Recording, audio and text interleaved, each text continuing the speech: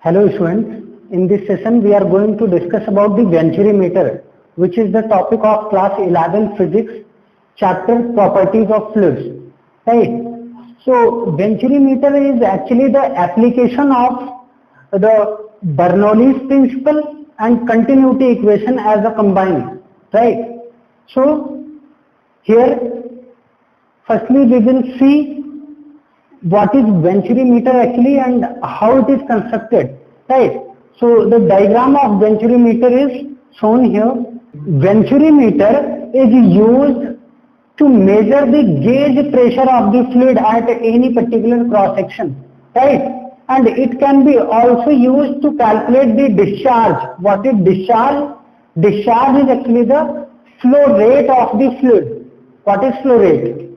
That is volume flowing per second, that is equal to the flow rate of the fluid. So these two things can be calculated using this Venturi meter setup, right? So let us see how we can calculate the gauge pressure and the discharge of the flowing fluid, right?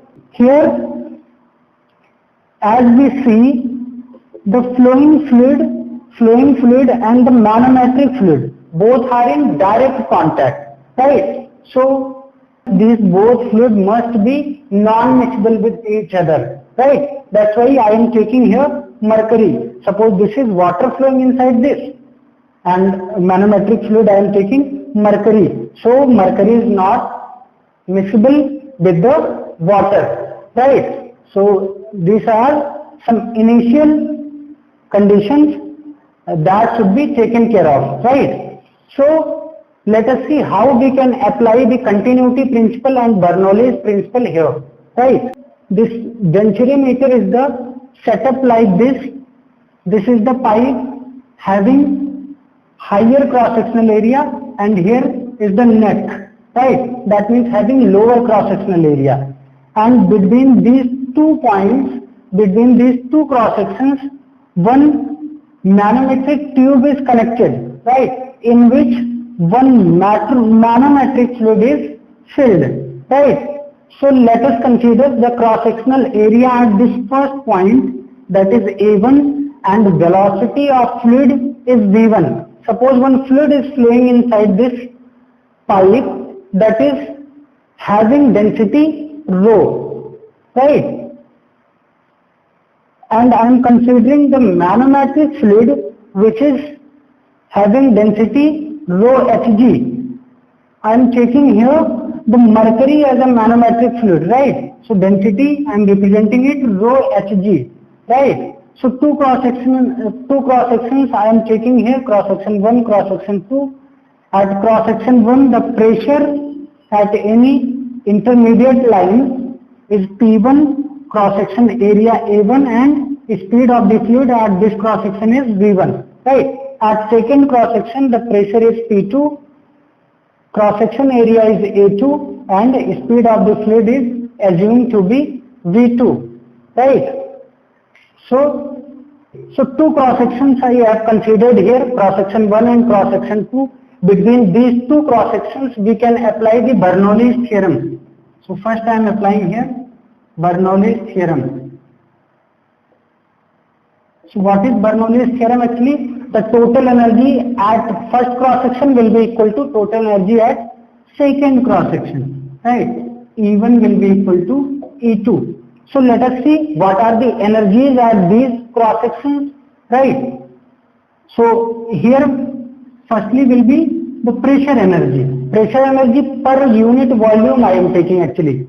So that is equal to the P1, pressure at this point, plus kinetic energy of the fluid at this particular point, and that is also taken as the kinetic energy per unit volume. So value will be half rho V square, right? Now plus the gravitational potential energy.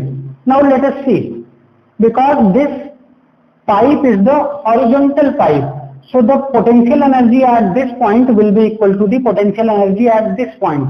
So if we are taking this is as the zero gravitational potential line, right? zero gravitational potential line. So here the potential energy will be zero, right? Any value if we will be taking here, because the same value will be on another side, so those will be cancelled out, right? So this is the total energy at first cross section. That will be equal to the total energy at second cross section we will be writing. So P2 plus half rho, here speed is V1, right? Here will be rho V2 square and the potential energy will be 0 here, right? Density we are taking same because this fluid is considered as non-compressible fluid, right? That's why density will be same at each and every point, right? So this is the first equation. Now second equation we can apply, that's the continuity equation. A1 V1 equal to A2 V2. So cross section area here is A1 and V1 is the speed, that is equal to A2 and V2. This is the equation second. Now, because we have to calculate the gauge pressure, that means pressure difference between these 2 points, difference of P1 and P2. So these are two variables, but if we have to calculate P1 minus P2, so that will be considered a single variable, right? So what are another variables? V1 and V2, cross sectional area will be given because the setup is given to us, right? So pressure difference is one variable, V1 is second variable and V2 is third variable. But we have only two equations, right? So to get all these values, pressure difference V1 and V2, we require one more equation. So that equation we can get from here, right? This is the manometer, and equating the pressure at this particular level, we can get the third equation, right? Why we can equate the pressure at these 2 points? Because if we are moving through this, the fluid is same. So for same fluid, if we are moving inside the same fluid, so pressure at same level will be same. So how can we write the pressure at this particular point? That will be equal to the pressure at this point plus pressure due to this height column, right? So we are applying manometric principle actually here. We are applying manometric principle here. So that will be equal to pressure P1 plus, because we are moving along the gravity, so manometric pressure will be increasing, right? So value will be rho G H1. Why rho? Because this flowing fluid is filled here inside the manometer at this much height, right? So rho G H1, correct? Now this is equal to what? The pressure at this point, pressure at this particular point. Now this pressure will be equal to this, and this pressure is equal to P2 plus the pressure due to these heights, right? So that I am writing here, that will be equal to the P2 plus pressure due to this much height. So fluid is rho GH2, right, plus pressure due to this much height. But here the fluid is different, that is rho Hg, correct? So into G, how much height? H height, correct? So this equation we have got, this is the equation third. Now we have three equations and three unknowns. Now we can get all the values using these three equations, right? So firstly we can calculate the pressure difference. How we can calculate? Using only third equation, right? So I am calculating here the pressure difference.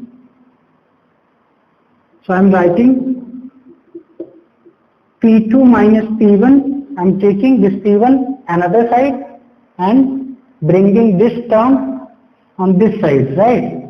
So that will be equal to rho G H1 minus rho G H2. So rho G I am taking common here, so H1 minus H2, right? Now this will be taken at this side, so that is equal to rho Hg into G into H, right? Now just look at here. What about the value of H1 minus H2? Just look at here. H1 minus S2 equal to H, right? So we can put this value here. So rho G H minus here rho Hg into Gh, right? So from here Gh will be taken as common, right? So value will be rho minus rho Hg into G into H. That is what the pressure difference between these 2 points, right? So using this formula, because the manometric fluid, whichever we have taken, density of that fluid will be known, and density of the fluid which is flowing inside the pipe, that is also known, and gravity, acceleration due to gravity, that value is known. H value, this is small h. We can see how much height difference is there between the manometric fluid label, right? So manometric fluid label at this side is here and another side here. So that will be seen inside this manometric tube. So from there we can measure the height and we can apply this value, and from there we can calculate the pressure difference, that is actually the gauge pressure, right? That is the gauge pressure of the fluid, right? So from here gauge pressure can be calculated. What another we can calculate? We can also calculate the discharge. What is discharge actually? This term which is in continuity equation A1B1, that is the discharge. So A1B1 is also discharge, A2B2 is also discharge, and both are equal. So discharge at every cross section will be the same. So since A1, A2 is known, but V1, V2 is not known. So any value if we are able to calculate V1 or V2, so simply we can apply that value and we can get the discharge, right? So how we can calculate the discharge, let us see. So I am removing this diagram.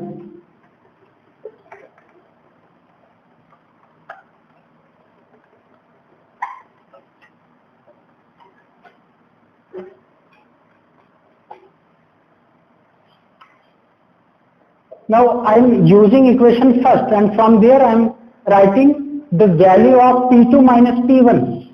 So P2 minus P1 will be equal to, this value will be taken another side, so that is equal to half rho and V1 square minus V2 square, right? This P1 is taken on this side and this value is taken on the first side, right? And this value is known, P2 minus P1 is known. We can put this value from this equation, that is equal to rho into rho Hg, right, into Gh, correct? This much value, that is equal to the rho by 2 V2 square minus V1 square, right? We can divide rho by 2 on another side, so rho minus rho Hg and 2Gh divided by rho, that is equal to V2 square minus V1 square, right? Let it be equation 4. Now just look at here. Look at the equation second and third. There are two equations and unknowns are V1 and V2. So we can take the value of V2 from the equation second and apply in the equation number first, equation number 4, right? So rho minus rho Hg 2Gh divided by rho, and this V2 will be equal to A1 V1 divided by A2 and square of this, right, minus V1 square. Is it clear? Okay. So from here we can take V1 square as common, right? V1 square we are taking here common. So this will be A1 square divided by A2 square minus 1 and V1 square. Is it clear? Okay. So From here we can get the value of V1. How we can get the value of V1? I am dividing this row inside this value, right? So that will be 1 minus rho Hg divided by rho, correct? And this is equal to 2gh, right? Now V1 will be equal to 1 minus rho Hg divided by rho into 2gh and divided by A1 square divided by A2 square minus 1, right? So all the values in this formula are known, and from here this will be the root 1, correct? From here we can calculate the value of V1, and after getting the value of V1 by multiplying it with A2 we can get the discharge, right? So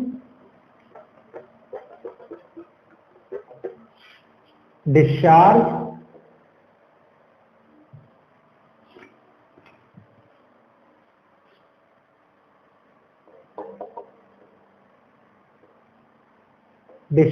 Q equal to A1 V1, right? So V1 value is known. If we multiply A1 here, then we can get the discharge, right? So this is all about the Venturi meter, how it works and what are the formulas related to the Venturi meter, correct?